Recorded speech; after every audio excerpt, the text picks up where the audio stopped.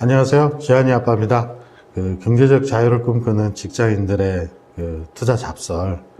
오늘은 경제적 자유를 꿈꾸는 직장인 경매를 해서는 절대 안 된다라는 주제로 좀 말씀드리도록 하겠습니다. 이게 무슨 뜬구름 잡는 소리냐. 경매를 하면 훨씬 더 싸게 좋은 물건을 살 수 있지 않냐. 이런 말씀을 하실 수 있는데요. 저희가 가고자 하는 투비의 목표는 직장 생활을 충실히 하면서 여기에서 현금 흐름을 쭉 내가면서 리스크가 적은 영역의 투자처를 찾아서 장기적으로는 경제적인 자유를 얻어서 은퇴하거나 이랬을 때 좀 편히 살자라는 이런 목표를 갖고 지금 이 채널을 운영하고 있는데요. 첫 번째 결론만 먼저 말씀드리면 직장인의 경우에 경매를 하는 것은 절대로 바람직하지 않다. 결론을 이렇게 강하게 내드려서 죄송한데요. 저는 개인적으로 이제 은행원 생활도 좀 했었고요. 그 다음에 경매도 여러 곳 참여를 이제 은행의 이름으로 하기도 했었고 해서 경매 프로세스라든지 경매의 장단점 이런 걸 잘 알고 있습니다. 특히 이제 최근 유튜브나 책에서 경매를 통해서 대박을 쳤다. 수익을 많이 높였다. 이런 광고성 글이나 아니면 경험담들이 상당히 많습니다. 네, 제가 생각하기에는 경매를 하는 장점은 분명히 존재하는데 저희한테 맞지 않다. 그래서 좀 말씀드리겠습니다. 이런 성공 사례가 굉장히 많은데 우리를 좀 혼란스럽게 하거든요. 그래서 경매의 장점부터 좀 얘기를 해보겠습니다. 경매의 장점은 이 채무 불이행이나 기타 민사나 여러 소송에 의해서 원인에 대해서 물건이 나오기 때문에 가격이 일단 저렴합니다. 그 다음에 매각되는 물건들이 굉장히 많기 때문에 다양한 물건들이 존재하고요. 또 요즘 경매 사이트도 굉장히 많기 때문에 검색도 쉽고 정보의 접근성도 많습니다. 또한 이제 허가나 신고나 이런 제도들이 많이 면제가 되는 게 많아요. 그리고 또 대출도 사실은 많이 되는 경우가 있습니다. 그래서 흔히 갭 투자 이런 방식으로 경매를 진행하는 게 맞는데요.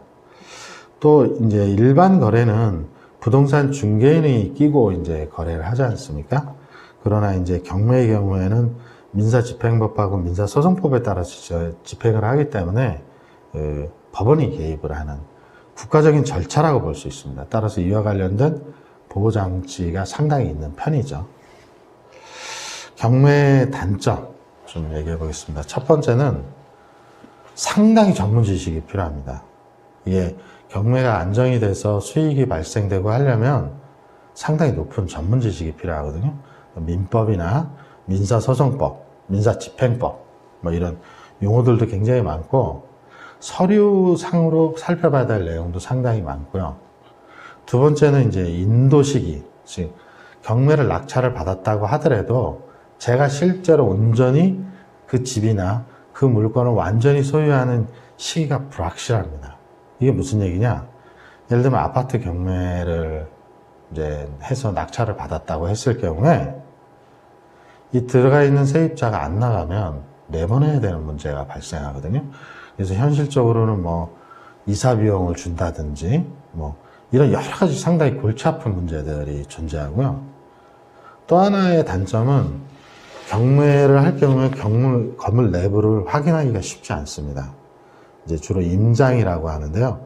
겉에만 보고 관리사무소에 가서 연체가 얼마나 됐는지 이런 정도를 확인할 수 있는데 건물 내부를 볼 수가 없어요. 그 다음에 낙찰 시기도 사실은 모호하죠. 한번 떨어지면 또 일정 부분 시간을 걸려서 기다려야 되고, 물론 최근에는 이제 경매와 관련된 여러 사이트나 아니면 경매를 전문적으로 해주는 컨설팅 회사들이 낙찰과 인도까지를 다 완료해주는 조건으로 컨설팅 피를 받고 경매를 하는 경우가 있는데요. 이런 경우는 아무래도 리스크가 좀 줄어들 수 있죠. 근데 경제적인 자유를 꿈꾸는 저희들에게 있어서 이 경매의 가장 큰 리스크의 첫 번째는 제가 생각하기에는 시간을 통제할 수가 없습니다. 즉 투자자 입장에서는 나의 시간과 나의 스케줄에 맞춰서 모든 것을 움직일 수 있어야 하는데요. 예를 들면 지금 제가 동영상을 몇 시에 찍고 있냐면 6시 반에 찍고 있습니다. 아침. 회사에 좀 일찍 나와서 찍고 있는 거죠. 뭐 필요하다면 제가 새벽 5시에 나와서 찍을 수도 있고요. 4시에 나와서 찍을 수도 있는데, 이 경매는 법원에서 날짜와 시간을 정하기 때문에 그때 꼭 가야 됩니다. 물론 대리인이 가서 할 수도 있지만, 그리고 집행 절차라든지 이런 모든 것들이 내 시간 스케줄에 맞춰서 할 수가 없어요. 정해진 시간에 따라서 진행을 해야 되기 때문에, 그래서 가장 큰 리스크는 수익성이 높다, 낮다 이걸 떠나서 시간 조절을 할 수가 없다. 그러니까 나의 시간을 컨트롤할 수 없다가 가장 큰 리스크다. 시간이 결국 돈이지 않습니까? 오히려 금매가 훨씬 더 쌀 수 있습니다. 그러니까 사정상 급하게 아파트나 뭐 건물을 처분해야 되는 경우, 이런 경우는 기존 소유자하고 협의를 통해서 훨씬 더 좋은 조건으로 살 수 있고, 양도나 인수 절차도 훨씬 더 간단하게 할 수 있는 상황이 오히려 많고요. 그래서 저는 경매보다는 금매를 더 사실 추천하고요. 또한 경매를 배우려면 상당히 법을 공부를 많이 하셔야 돼요. 법을 공부를 많이 하는 수준이 그냥 단순한 수준 정도로 공부를 해서는 안 되거든요. 책 한두 권 읽는다고 해서 해결될 문제가 절대 아니다. 따라서 직장 생활을 같이 공유하는 저희들 같은 경우에는 경매를 아예 안 하시는 게 맞다. 제가 유튜브나 책을 좀 많이 읽어봤다고 하지 않았습니까? 경매로 성공하는 유튜브나 저자들은 거의 99.9%가 전업자입니다. 그리고 경매가 예를 들면 서울에서 산다고 할 경우에 경매가 서울에만 나오는 게 아니거든요. 전국에서 나오거든요. 뭐 전라남도, 광주 다 쫓아다녀 봐야 되거든요.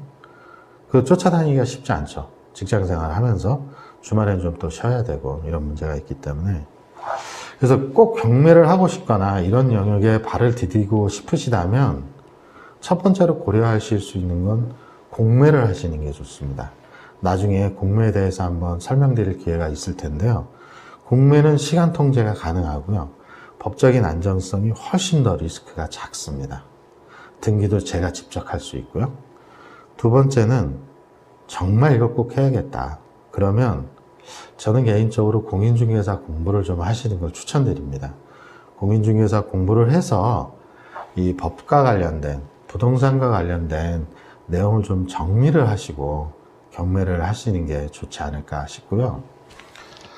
참고로 제 개인적인 의견은 공매는 하지 말고 차라리 직장 생활에서 내가 잘할 수 있는 영역을 찾아서 그 취미 생활을 업으로 하는 형태, 그걸 발전시키는 것이 훨씬 더 좋지 않을까라는 생각을 가져봅니다. 물론 반론의 여지가 상당히 있을 수 있습니다. 있을 수 있는데, 제가 은행 생활을 하면서 경매를 하면서 느꼈던 점들, 경매는 낙찰가 잘못 쓰면 다 꼬라박아야 되거든요. 속된 말로 한번 빼도 박도 못하는 거죠. 그래서 상당히 리스크가 큰 투자처고, 그런 리스크가 큰 것을 굳이 공부까지 오랫동안 해가면서 할 필요가 없다. 그거 말고도 다양한 수익의 방법이 있을 수 있다. 이렇게 말씀드리고 싶습니다. 감사합니다.